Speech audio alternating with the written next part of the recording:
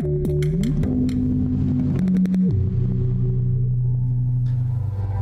ambición energética de este país se ve reflejada en la construcción de esta controvertida refinería de Dos Bocas, la refinería Olmeca, prometida por el presidente López Obrador con el objetivo, dice él, de lograr la autosuficiencia en la producción de energéticos, de gasolina y de diésel particularmente.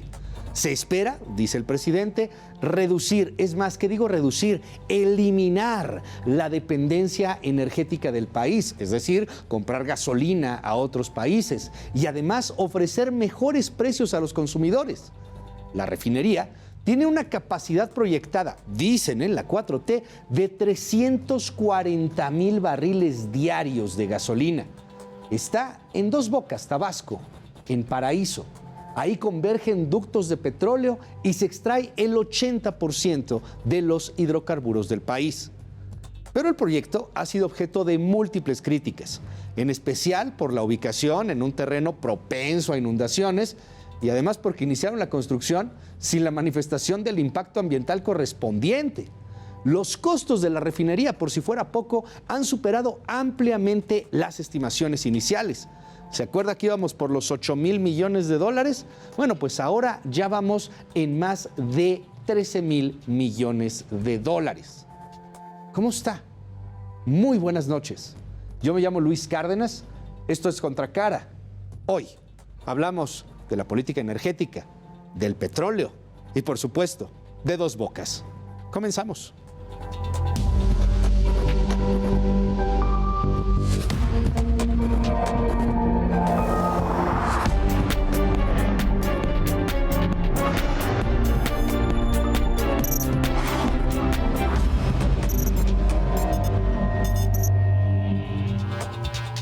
Actualmente, México importa casi el 80% de sus combustibles. Esto genera un mayor precio para los consumidores mexicanos. El plan de este gobierno es modernizar las 6 refinerías que tenemos en el país y poder construir una nueva, una que tenga una capacidad, dicen, de hasta 340,000 barriles por día. El presidente López Obrador considera que esto es relativamente sencillo. Esto fue lo que dijo comparando la industria petrolera con la venta de jugos de naranja. No vamos a seguir vendiendo petróleo crudo y a seguir comprando combustibles, porque es como vender naranja y comprar jugo de naranja. Esta es una política nueva. Dice el presidente, es como vender naranja y luego comprar jugo de naranja. Pues sí, puede ser un símil, puede parecer eso. El problema, y ya lo veremos un poquito más adelante, es que, neta, no me crucifique, no me cancele, no me queme en leña verde. Neta, ya no somos un país petrolero. Perdóneme la vida, ya no somos un país petrolero. No estamos en el top 10 de los países petroleros. Más adelante lo vamos a platicar. Acaba de pasar el 18 de marzo, la manifestación, concentración del presidente López Obrador en el Zócalo, los vivas, la quema de la efigie de la ministra Norma Lucía Piña, la politiquería, pero a ver, estábamos conmemorando, en teoría, la expropiación petrolera.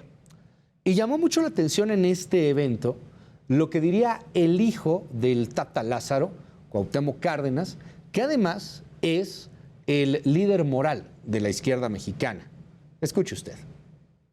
Mantener una política simplemente extractivista y no destinar los recursos, no destinar los hidrocarburos, principalmente la industria petroquímica.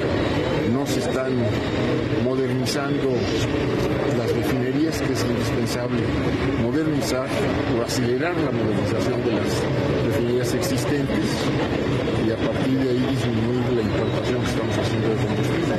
¿Considera usted que esta nueva refinería de Dos Bocas es la solución? No sé si sea la solución cabal, pero sin duda va a contribuir. Desafortunadamente, pues está teniendo un costo mucho más alto de lo que se había presupuestado.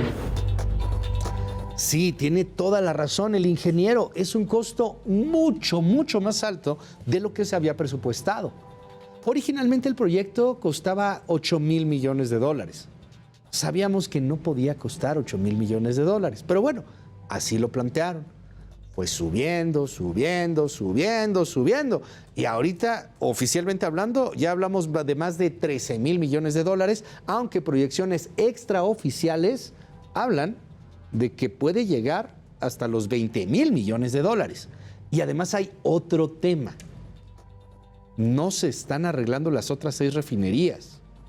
Continúa siendo un desastre el asunto, por ejemplo, en Cadereyta, en donde la contaminación es brutal, es horrible. Y hay otro tema más en torno a el nuevo proyecto de Dos Bocas. Y es que no sirve. A ver, lo digo con respeto y no es un afán político, ni politiquero, ni de activismo.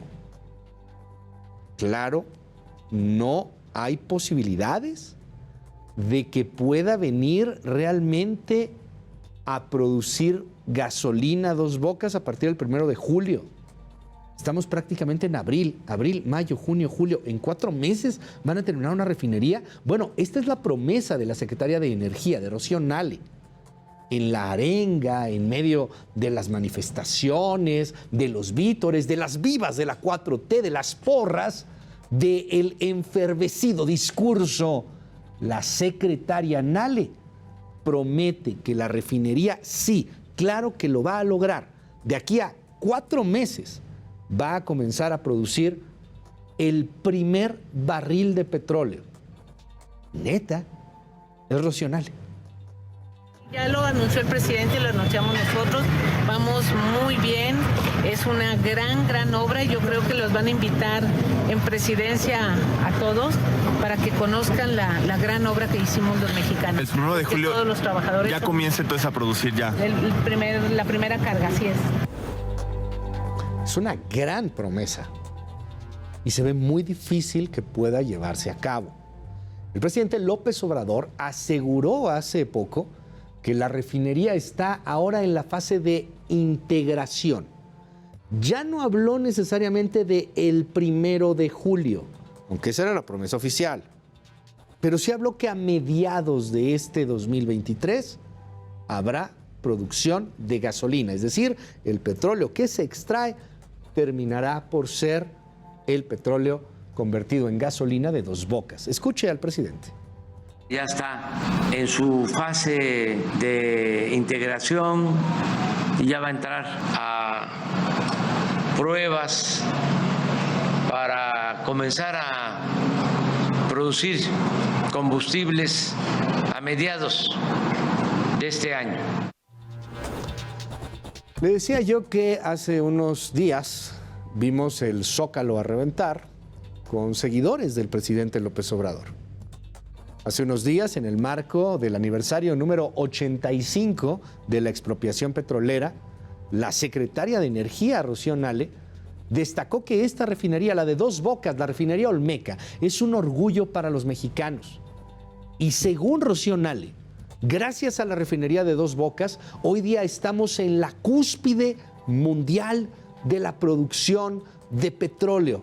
Hoy día somos un ejemplo internacional. Es Rocío Nale.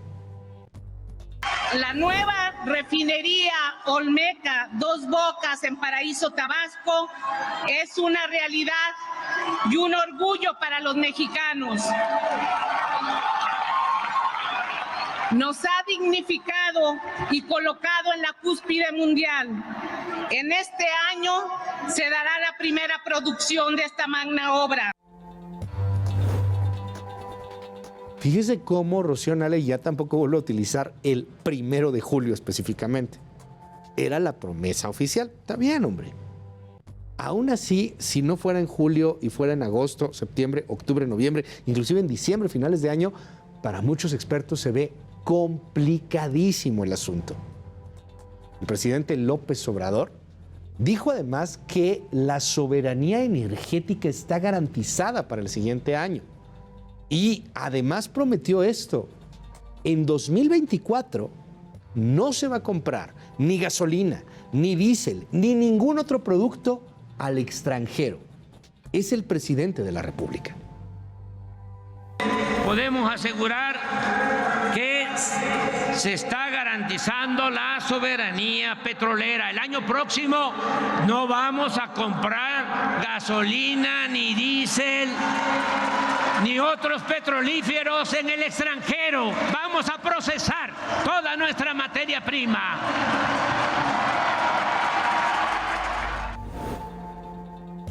Datos, datos, datos, datos.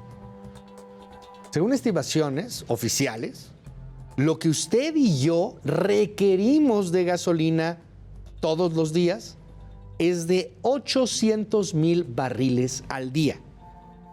La producción actual de el gobierno es de apenas 265,000 barriles al día.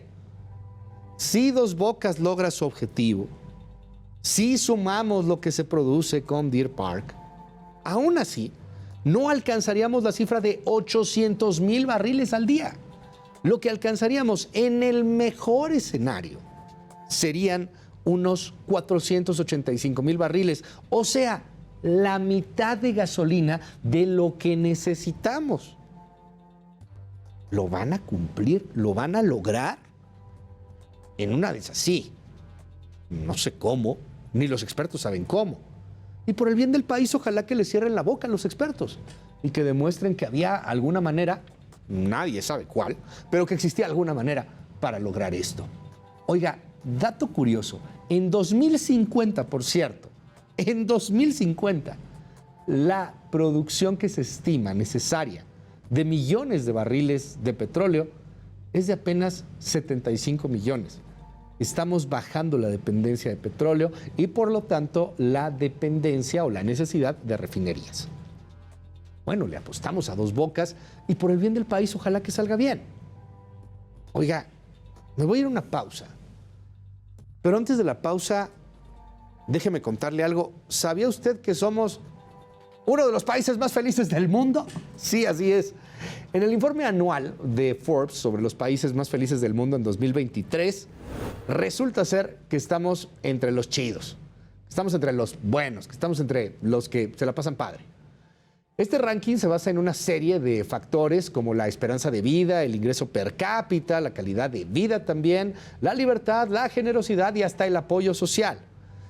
Por alguna extraña razón, estamos arriba en todos estos puntos. México ha logrado mejorar en estas áreas. Se traduce en un aumento de la felicidad en todos sus ciudadanos y sus habitantes.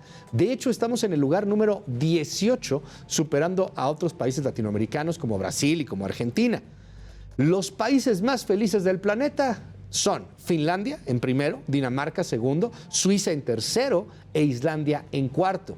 Los últimos países son ocupados por países que se encuentran en conflictos bélicos, en conflictos políticos y en conflictos internos muy severos, como bien puede ser el caso de Afganistán. Pues enhorabuena, ¿no? Abrazos, hartos abrazos, no balazos.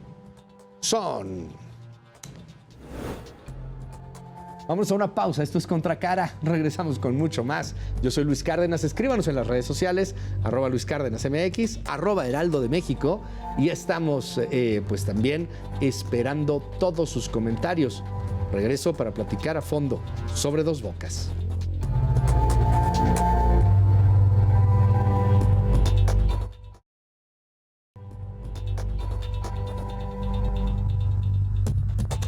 Bueno, pues seguimos aquí en Contracara y yo quiero conocer su opinión en @LuisCárdenasMX. Estamos en todititas las redes sociales o también en @Heraldo de México.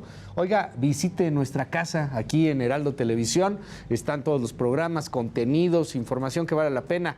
Visítenos aquí en Heraldo de México. Oiga, hablamos de la refinería de Dos Bocas. Disclaimer, esto que vamos a hacer ahorita no es político. Esto es hablar de datos, hablar de las posibilidades que hay, de las ventajas si es que hay alguna, de las desventajas si es que hay alguna.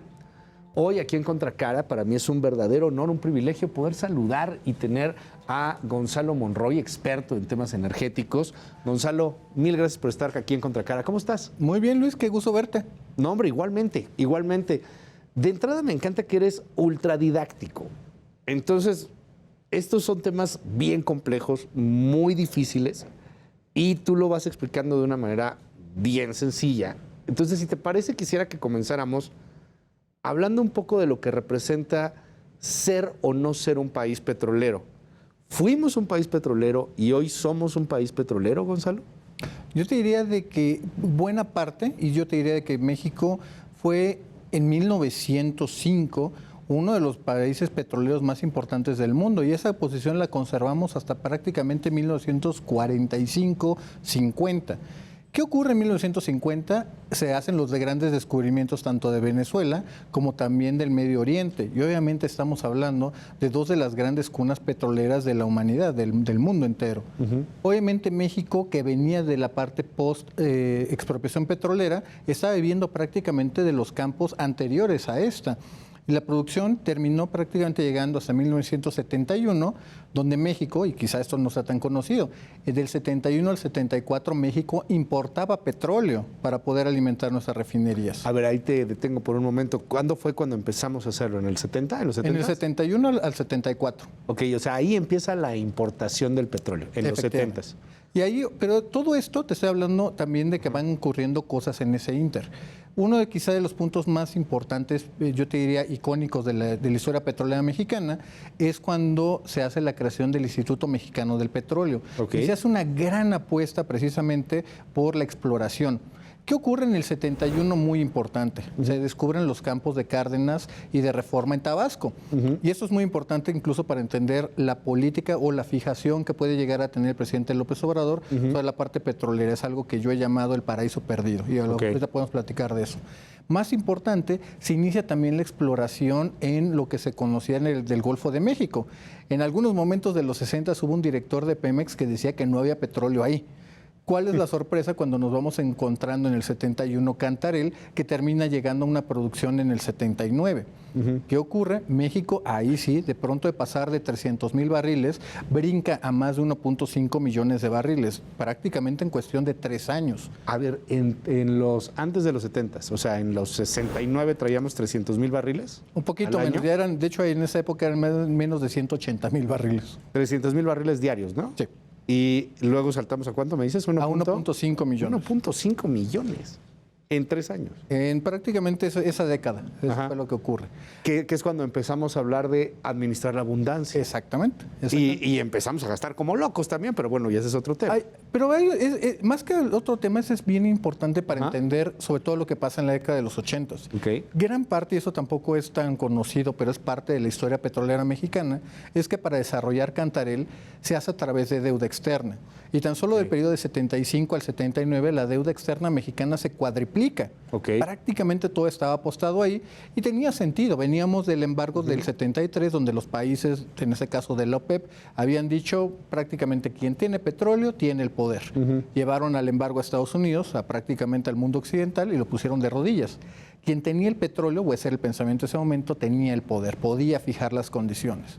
Obviamente, si México encuentra este gran campo de Cantarell, todo mundo y su abuelita le iba a prestar dinero, en ese caso a México, para poderlo desarrollar. Oye, pero entender el mundo de ese momento, era el mundo de la Guerra Fría, era el mundo que estaba dividido en dos bloques muy claritos, era el mundo en donde los árabes, como hoy día también, jugaban papel fundamental en el marco del petróleo, y era el mundo en donde, ¿quién diablos se iba a imaginar en su sano juicio que iba a haber coches eléctricos y que el futuro iba a ser mucho más sustentable? Era el mundo en donde los primeros hippies, querido Gonzalo, empezaban a advertir del cambio climático y les decías, a ver, tú no sabes nada, tú estás marihuana, hombre, ¿qué vas a saber de esto? No, totalmente. Era un mundo bien distinto. Totalmente, totalmente. Aquí hay que entenderlo de que era un mundo, y por mucho tiempo se vive así, pensando de que los recursos no tenían ninguna consecuencia, que podía seguir haciéndolo. E incluso también en este inter de los 70s está sobre todo la teoría malthusiana de que va a llegar un punto donde se van a acabar los recursos y ya se iba a acabar el petróleo, y eso obviamente iba cambiando la psicología global. Yo te lo pondré de esa manera. Pero ¿qué ocurre? Voy a regresar a la historia mexicana porque es muy importante para entender los 80s. ¿Qué ocurre cuando de pronto, para el 81 y 82, la OPEP, principalmente Arabia Saudita, empieza a inyectar completamente todo su petróleo? El precio del petróleo, al cual México le había apostado su futuro para poder pagar la deuda externa, pues simplemente el precio del petróleo se desplomó a cerca de $14. Las tasas de interés aumentaron y México se quedó literalmente, ojalá quisiera decir que con los dedos en la puerta, se quedó con la cabeza en la soga. No, con una mano adelante y otra atrás. Efectivamente. ¿Qué ocurre? Llegamos al 81-82, hay un desequilibrio en las finanzas públicas y nos llevan a crisis recurrentes que duraron toda la década de los 80s. Otro elemento bien importante, todo el petróleo, el primer petróleo que sale de Cantarell era prácticamente el colateral con el cual estábamos pagando la deuda y los famosos, yo diría que infames bonos Brady. A ver, esto pasa y genera una idiosincrasia, que tú además has visto que pasa en algunos otros países del mundo, pero también hay otros en donde el petróleo pues, no es precisamente el tema de los noticieros ni nada, es algo muy especializado. De ahí tenemos esta ideología y esta idiosincrasia mexicana de que el petróleo es el que nos va a salvar, de que el petróleo es nuestro. Duda, en esa época, ese petróleo nuestro, que pagaba tanto, con el que nos endrogamos y nos endeudamos con la deuda externa, pues lo vendíamos también, ¿no? Sí, totalmente. O sea, no era nuestro, no lo teníamos ahí guardado, era para venderlo. Exactamente, y esa era la idea, a final de cuentas. Fíjate, bien interesante, porque como ya sabíamos que íbamos a desarrollar Cantarell, es que construimos la refinería precisamente de Salina Cruz, precisamente un poco a juego de la inversa. Okay. Muy interesante lo que platicas, porque en esta visión de hacia dónde se quería hacer México, lo veíamos exactamente como esa palanca del desarrollo. Y creo que es el momento para que les platique de qué es esto que yo llamo la narrativa del paraíso perdido. Y sobre todo para entender, yo te diría que la obsesión o a veces fijación que tiene, sobre todo esta administración en temas petroleros o su significado en la vida nacional. La narrativa del paraíso perdido. Exacto. Por Gonzalo Monroy. Algo así. A ver, vamos a ver. Échale. Pero fíjate, si uno regresa al 71 o 70 de Tabasco, está prácticamente rural totalmente. No hay una esperanza de vida significativa, de hecho es menor a la media nacional, está muy poco desarrollado, salvo algunos muy pequeños lugares, pero en general es un país de altísima pobreza. ¿Qué ocurre cuando Pemex hace estos descubrimientos que te decía de Cactus, de Cárdenas y de Reforma? En ese momento el presidente López Obrador, un joven López Obrador, está trabajando para el Instituto Nacional Indigenista y anda a pie de mata en el despoblado prácticamente. Cuando llegan esos descubrimientos de Pemex, frente a los ojos del presidente, ven nacer ciudades en cuestión de 2 años o menos. Cuando llegan calles, llegan hospitales, escuela, electricidad, de lugares que estaban prácticamente abandonados del desarrollo nacional. No era un Monterrey, no era un Guadalajara, no era la Ciudad de México, y empiezan a florecer. Y obviamente de este abandono que había tenido histórico Tabasco, empieza a tener una nueva, yo te diría que una nueva vida completamente más integrada hacia la parte industrial. Y el presidente era un adolescente joven, ¿no? Bueno, exactamente. Era un adulto muy joven, saliendo de la adolescencia prácticamente. Y ahí hay un punto bien importante, y es por lo cual hay que entender de que el presidente, nadie lo va a convencer de que el petróleo no es la salida. Él lo vio con sus propios ojos, tiene una experiencia vivencial que nadie lo va a convencer de lo contrario. Esto precisamente es lo que él intentó replicar prácticamente al inicio de su gobierno. Si uno revisa tanto las entrevistas, libros, conferencias, discursos que había dado el presidente o entonces candidato López Obrador, uno ve de que la apuesta petrolera era muy grande. Incluso en su primer secretario de Hacienda, el doctor Carlos Ursúa, lo decía muy claro: los primeros 3 años le vamos a ayudar a Pemex y Pemex nos va a dar los siguientes 3 años. Lo cual podía llegar a tener sentido antes. Hoy Petróleos Mexicanos, hay que decirlo con toda claridad, a pesar de lo que pasó el 18 de marzo, estos grandes discursos, la producción de Pemex sigue cayendo. Se ha detenido o estancado quizá un poco la declinación, pero su proyección es que va a ir para abajo. Hoy justamente Pemex no ha podido repartirle, prácticamente no le ha dado al erario lo que se le ha dado en contribuciones.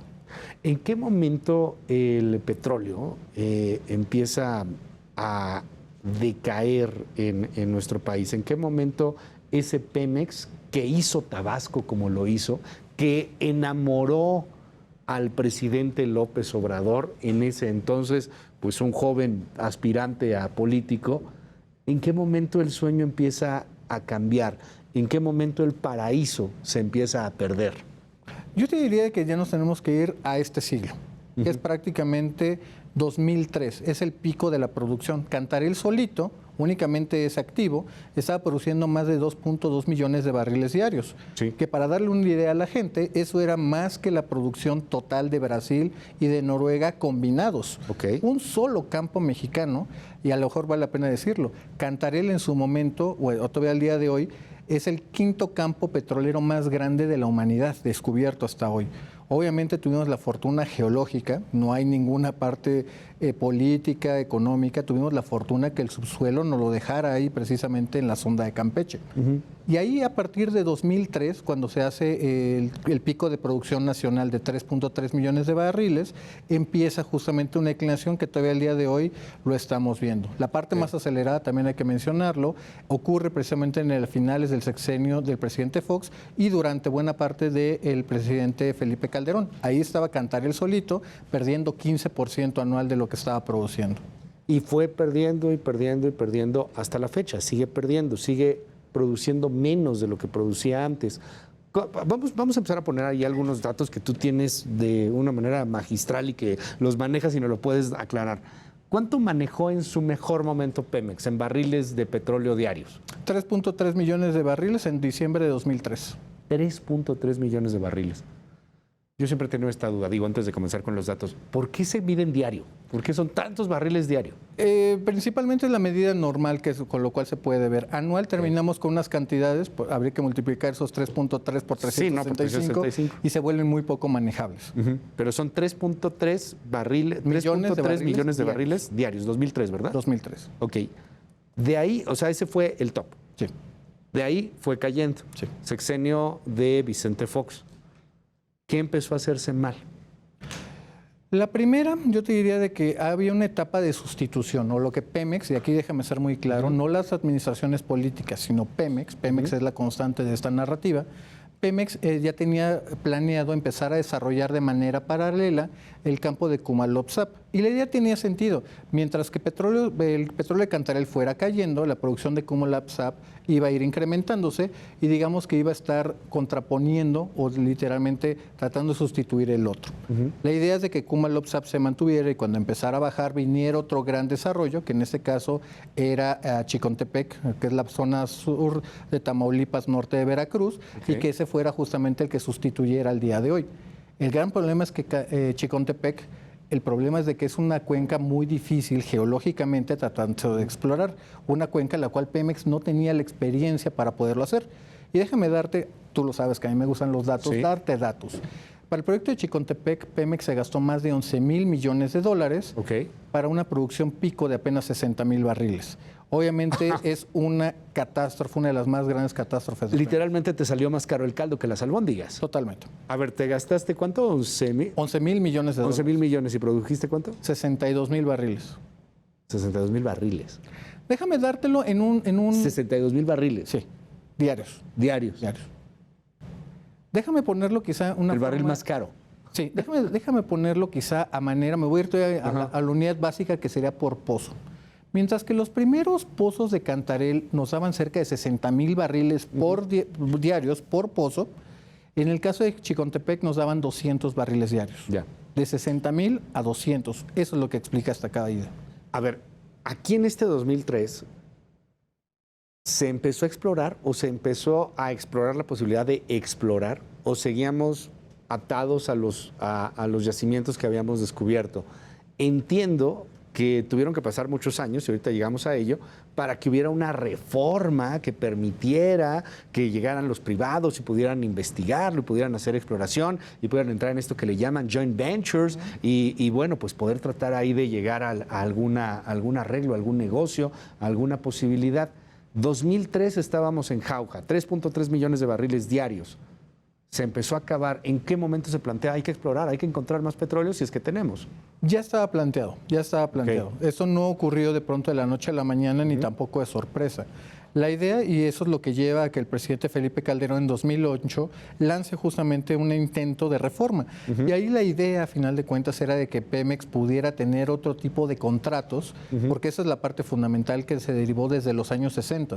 Pemex únicamente podía hacer contratos de servicios con pago en efectivo. No se podía comprometer la producción de ningún tipo.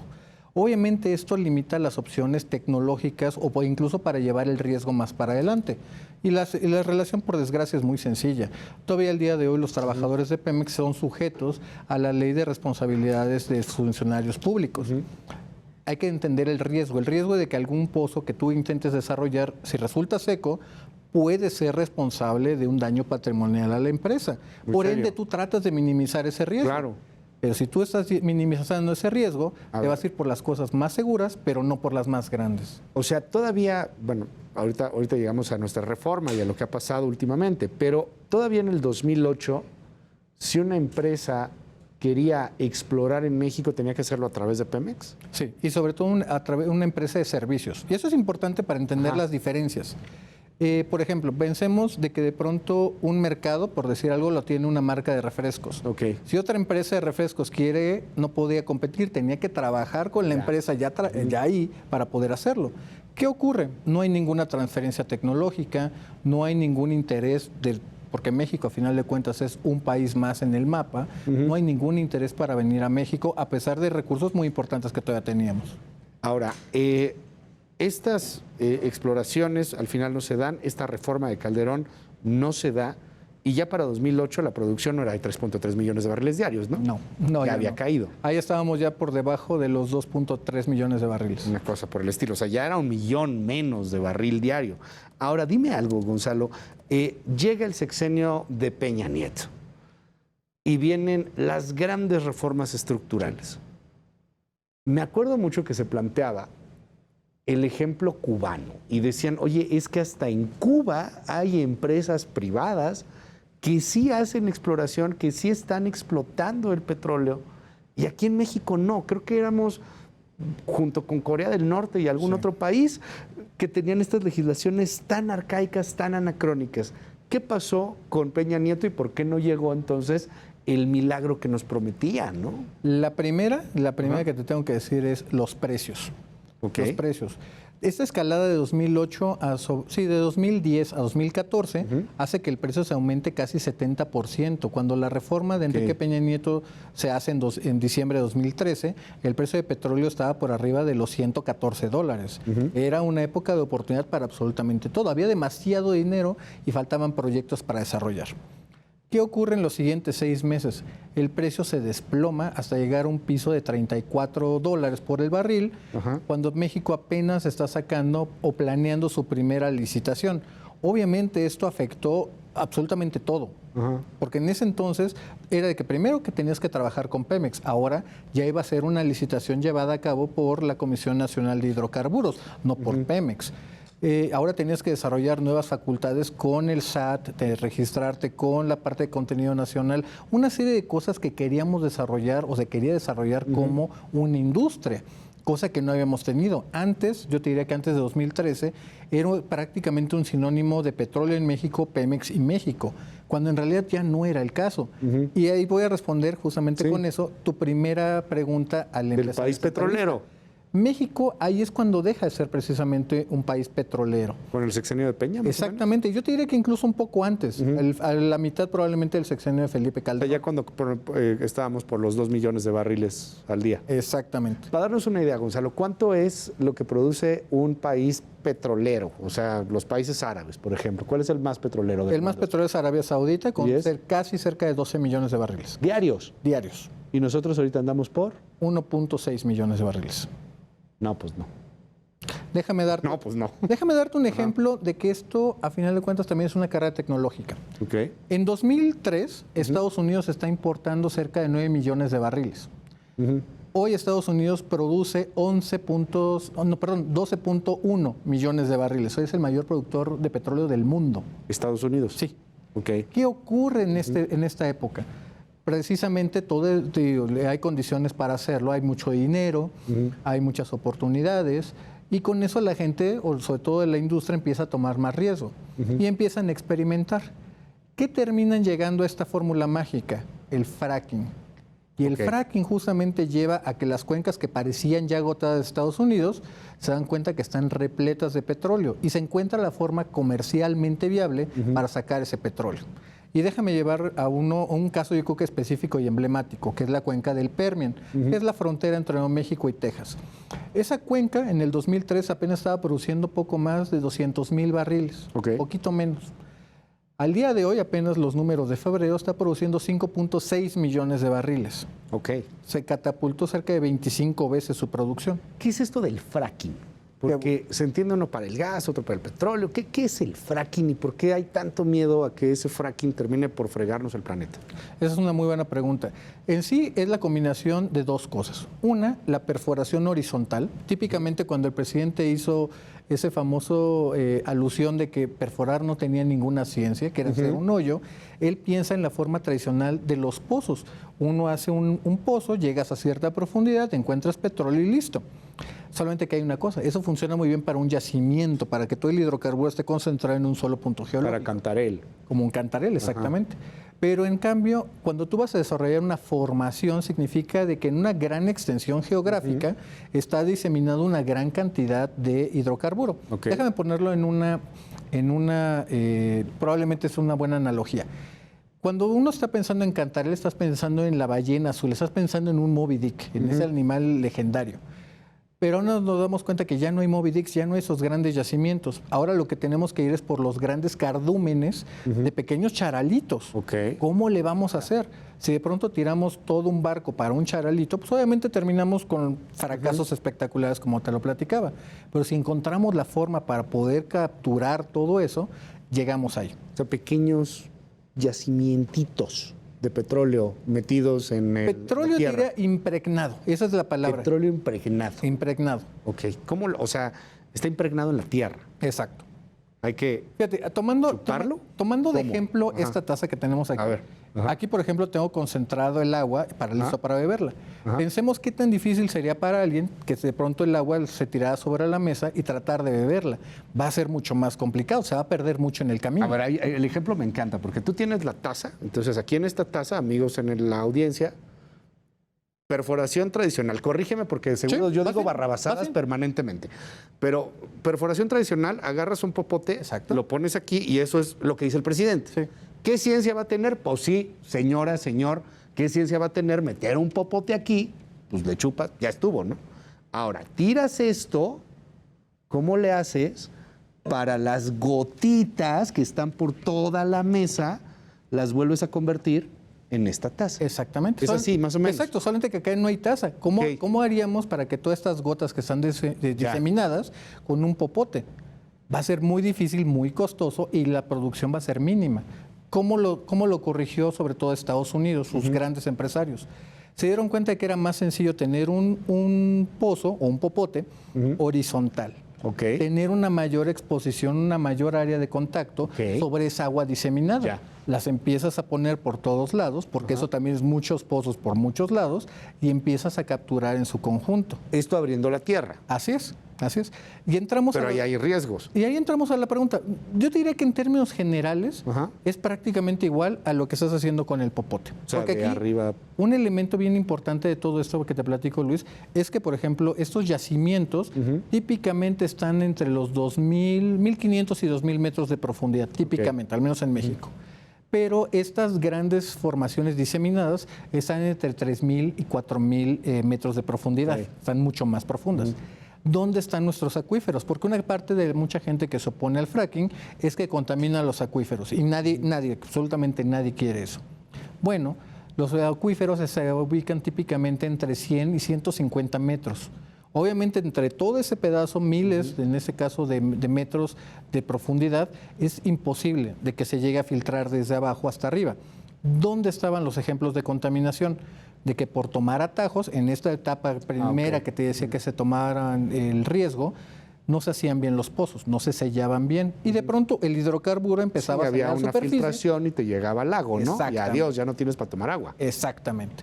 Y todos esos errores, y yo es algo que siempre trato de decirle a la gente, Idéntico, esto se parece mucho a las operaciones de corazón abierto. Los primeros que tomaron ese riesgo, todos se murieron, todos. Sí. Pero no abandonamos la tarea, la perfeccionamos para hacerlo de una manera más segura. Obviamente sigue siendo, y cualquier médico lo sabrá, sigue implicando un gran riesgo. Pero tenemos que perfeccionar esa técnica. Oye, aquí en México, ¿podemos hacer legalmente fracking o todavía no? Esa es una muy buena pregunta, Luis. Lo que el presidente ha dicho, su oposición al fracking... Sí, yo lo escucho y entiendo que está prohibido. No, es un veto informal. Es como decir que no le gusta el helado de chocolate, por ejemplo. Ok. Pero legalmente una empresa, si es lo que decide hacer, la legislación actual se lo permite. Y fíjate, una cosa que tampoco se ha reparado ¿Por qué mucho, no lo han querido hacer? Principalmente porque todavía el día de hoy no es rentable hacerlo. Los costos, todavía por desgracia son bastante altos, al menos hacerlo aquí en México. Fíjate, una cosa que casi nadie ha reparado y... ¿En Estados Unidos es más barato? Totalmente, porque ya tienes integrado todo. Una cosa que nos mostró la parte de la pandemia es lo importante que es la logística. Ok. Por ejemplo, en Estados Unidos tienes a las empresas o las minas que te producen las arenas para mantener las formaciones abiertas. Ok. Antes se hablaba que era muchísimo de agua, que se utilizaba el equivalente de 3 campos de fútbol o de albercas olímpicas. Hoy el 99% del agua se recicla para ahorrarte costos. De que se van a terminar afectando más cosas, todo eso se va perfeccionando. Hoy tienes, por ejemplo, un ejército literalmente de empresas de servicios hiper especializadas. Y hay mejores condiciones gubernamentales, incluso, supongo, ¿no? Además. O sea, temas fiscales, temas que tienes que ver con el gobierno, pues nada que ver cómo pasa aquí en nuestro país. Supongo que aquí con el fracking tienes que echarle también la mochada a Pemex, ¿no? No necesariamente. ¿O al gobierno? No, al gobierno sí, totalmente. Y en eso hay que ser extremadamente claro. Aquí y en cualquier parte del mundo, o sea, tu impuesto. le tienes que pagar el impuesto en ese caso, al dueño de los recursos. Y eso es bien interesante, Luis. ¿Pero en Estados Unidos es menos o igual? Ese impuesto a los recursos. Yo te diría que es, si tomamos comparativamente con Estados Unidos, México su tasa es más alta. Ok. Su tasa es más alta. Pero cuando nos damos cuenta de que México todavía no tiene desarrollado todos estos costos, lo hace muy poco rentable. Ok. Oye, se nos está acabando casi el tiempo y de verdad es una exquisitez por platicar contigo, Gonzalo. Quiero que entremos al asunto de Dos Bocas. Claro. Nos fuimos a la historia, empezamos, ¿verdad? Llegamos, López Obrador, la 4T. Suena fácil, ¿no? O sea, la gasolina está muy cara, pues bien fácil, hagamos nuestras refinerías porque tenemos un buen de petróleo. Tema 1, axioma que se tira por completo, no tenemos un buen de petróleo. Bueno, agarramos y refinamos y entonces nos va a salir más barata la gasolina. Dos Bocas, ¿por qué es mala idea o buena idea hacer una refinería en México? Lo están haciendo, tú me dijiste, en Tabasco, ¿no? O sea, en Tabasco hay un buen de yacimientos, había mucho petróleo, pues era el mejor lugar para hacerlo, ni modo que la quieras hacer en Monterrey, seguramente porque la querrías hacer en Monterrey, ¿no? Ahí ya tienen la Tesla. Mira, yo te empezaré diciéndote, no importa si nuestra gasolina es 100% importada o el 100% la hiciera Pemex. Los precios son ajenos a quien la produce. Mucha gente quizá cree de que si Pemex la produce, la gasolina sería más barata. Y ese no es el caso. La gasolina que vende Pemex tiene una fórmula. Y esa fórmula toma en consideración los precios de la gasolina de importación. En este caso, los de la costa del Golfo norteamericana. Y para que saliera de una forma de arbitraje o para evitar una situación de arbitraje, a ese precio de referencia se le agrega el costo de logística, que sería traerlo de Texas o de algún otro lugar hacia la frontera mexicana, que son los costos de logística.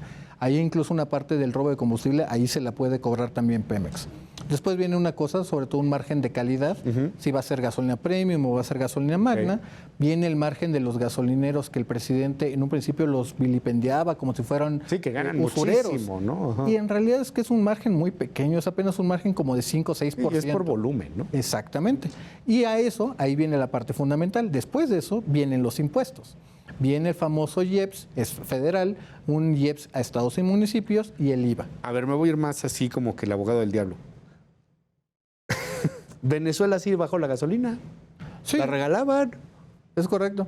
Pero el día de hoy, Venezuela al día de hoy no tiene ni siquiera su propia gasolina. De hecho, ellos le mandan el petróleo a Irán e Irán les regresa cobrándoles, obviamente, la gasolina. Transporte desde Irán hasta Venezuela. Sí. Porque por las sanciones nadie más lo puede hacer. A ver, creo que lo podemos resumir de una manera con los datos que nos dabas. ¿Cuántos barriles de gasolina necesitamos todos los días? Típicamente, el mercado mexicano de gasolina es de poco más de 800,000 barriles. 800,000 barriles diarios de gasolina. Diarios. ¿Cuántos barriles de gasolina producimos hoy? En este año, el mejor año de la administración del presidente López Obrador, producimos 265,000 barriles en las 6 refinerías mexicanas. 265,000 barriles. A ver, yo lo quiero poner aquí y ahorita lo ponemos aquí con todo nuestro auditorio para que nos quede así súper ultra claro. Déjame, pongo aquí una nueva hojita. A ver, diarios de gasolina, ¿cuántos estamos? 800,000. 800,000. Ay, Dios. 800,000. Tengo una letra espantosa, me va usted a disculpar. Déjenme hacerlo un poquito más grande. 800,000 barriles. Estamos bien, ¿no? Son 800,000 barriles diarios. No sé si ahí se alcanza a ver. Son 800,000 barriles diarios. Está horrible mi letra, ya lo sé. Ahorita lo arreglamos. Estos son los barriles de gasolina diarios. Okay. Así es, el mercado, la demanda. Este es el mercado. Esta es la gasolina que necesitamos diariamente. Gas. Ok. Ahora, dime, ¿cuántos producimos? Produce Pemex 265,000 barriles diarios. 265,000 barriles diarios, ok. Barriles diarios. Aquí están 265,000 barriles. Insisto, mi letra es espantosa, ya lo sé, pero es que quiero que lo veamos así para que lo podamos entender. Necesitamos 800,000. 265,000 son los que producimos todos los días. Con 2 bocas, sí, 2 bocas, lejos de que no lo van a lograr, que sí, vamos a suponer que sí lo logran. Son unos magos. Vamos a tomar los números que ha dicho la Secretaría Nacional. ¿Cuánto? Agreguémosle 120,000 barriles de 2 bocas. Ok, entonces tenemos 385,000 barriles. Sí.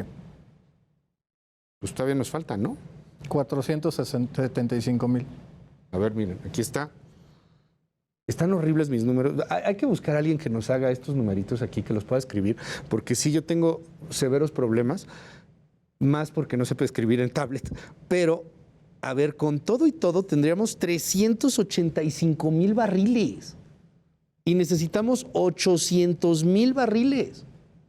No nos va a alcanzar.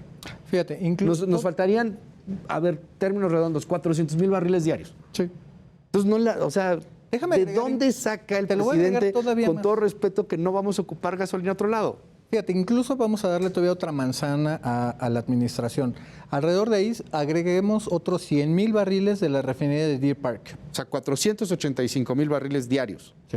Ahí llevamos 485,000 de gasolina.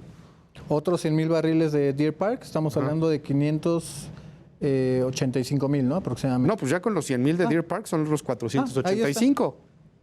Prácticamente la mitad van a seguir siendo importaciones. Y 800 son los que necesitamos. Así es. Ahora, la otra es que tampoco van a lograr de aquí al 1 de julio tener a 2 bocas. Exactamente, todavía le falta sí. No. Aquí hay que ser muy claro en términos de dónde está parada ahorita la refinería. Ahorita todavía está en una etapa última de construcción y todavía está haciéndose obra hidráulica. Mucha gente seguramente ha visto las escenas prácticamente de diluvio cada vez que llueven 2 bocas y vemos la refinería inundada. Uno de los atajos, hay que mencionarlo como tal, que tomó esta administración fue no haber hecho el levantamiento del sitio, tal y como sugería el Instituto Mexicano del Petróleo, que se subiera a 2.1 metros para evitar riesgos de inundaciones. Al no haber hecho eso, ¿hacia dónde está desahogando o desfogando toda esa agua pluvial la refinería? No lo está aventando a la laguna, tampoco lo está aventando hacia el Golfo de México, lo está aventando hacia el municipio de Paraíso, está utilizando su drenaje. Es por eso que la propia presidenta municipal de Paraíso estaba quejándose de que cada vez que llueve es Paraíso el que está sufriendo las consecuencias. Gonzalo Monroy, un gustazo tenerte aquí en Contracara y bueno, seguiremos platicando de estos temas si nos das oportunidad. Oye, comentario breve sobre el desastre de Cadereyta, lo que está pasando con esa refinería. La gente en Monterrey nos escribe, la gente en Nuevo León nos escribe. Oiga, apesta orines de gato, amigos regios, cada año les pasa una tragedia, ¿no? O sea, la calamidad, el año pasado la falta de agua, a ver cómo les va este año con la sequía, ojalá que bien. Y ahora los orines de gato. ¿Qué es eso? Es un problema gravísimo y yo empezaría diciéndote que es un problema multifactorial. Ok. Mucha gente, para bien o para mal, dice de que es Pemex y hay otros que niegan que sea Pemex. La realidad es que hay muchos problemas y yo lo resumiría en 3 grandes principales. El dióxido de azufre, las partículas PM2.5 y las partículas PM10. Ok. Sabemos que los del dióxido de azufre, el 85% viene de la refinería de Cadereyta, de esa no hay duda alguna. De las partículas 2.5, una pequeña parte, menos de un 10%, contribuye Pemex, y ahí nos metemos al problema de la gran industria, sobre todo en el corredor industrial que da hacia Saltillo. Ahí tenemos a pedreras, tenemos ladrilleras ilegales, tenemos vidrieras, tenemos acereras, que están contribuyendo tanto con 2.5 con 2 PM10. En el caso, por ejemplo, de los muy malos y fétidos olores que sufrió Monterrey hace unas semanas, el gran problema es que se conjuntó con un frente frío. Y obviamente creó este cóctel Molotov, si lo queremos llamar así, donde obviamente la calidad del aire es impresionante. Gonzalo, muchísimas gracias por estar con nosotros. Claro que sí, Luis, un gustazo platicar aquí contigo. No, hombre, al contrario. Oiga, usted ya vio que tengo una letra para el perro. Perdón, hombre, pero pues es mi letra. Si a mí me hubieran apoyado en la primaria haciendo más trabajos, pues a lo mejor mi letra sería un poquito mejor. Y por eso creo que hay que apoyar. Quiero que vea esto por un momento. ¿Ha escuchado eso de que sí hay talento, nomás falta apoyarlo? Esta es la prueba. Vea esto. Omar Saldaña Penetro, soy ingeniero mecatrónico y fui seleccionado para ir a Lunar Space Station y voy a ser astronauta análogo. Entonces me voy el 8 de abril y pues para juntar dinero estoy rifando unos boletos de a 100 pesos cada uno que vamos a rifar. Pues vamos a rifar un Xbox One Series S, unas botas Prada MX y un juego de pases de 16 piezas. Así que pues si usted está interesado me pueden seguir en las redes sociales como el Chico Cosmos en Instagram o Omar Penetro en Instagram y ahí pueden adquirir más información al respecto. También voy a las escuelas públicas, privadas, a darles un taller de astronomía, sobre todo porque va a haber eclipses estos 2 años. Entonces, pues bueno, me pueden invitar y todo es totalmente con donación voluntaria. No cobramos. Muchas gracias. Vamos a buscar la manera de apoyar a Omar Saldaña. Hay que buscar la manera de apoyar a Omar Saldaña. Él es estudiante de mecatrónica en la UTP. Fue seleccionado por Lunar Research Station para estudiar astronomía análoga, nada más y nada menos que en Polonia. Y bueno, pues por eso lo vemos vendiendo estos boletos en el Centro Histórico de Puebla para una rifa. Apoyemos a nuestro talento mexicano. Bonita noche, descanse, pásela increíble. No sabe el gusto que me da poder estar con usted. Nos vemos, nos escuchamos. Yo me llamo Luis Cárdenas. Esto fue Contracara en Heraldo Televisión. Hasta la próxima. Bye bye.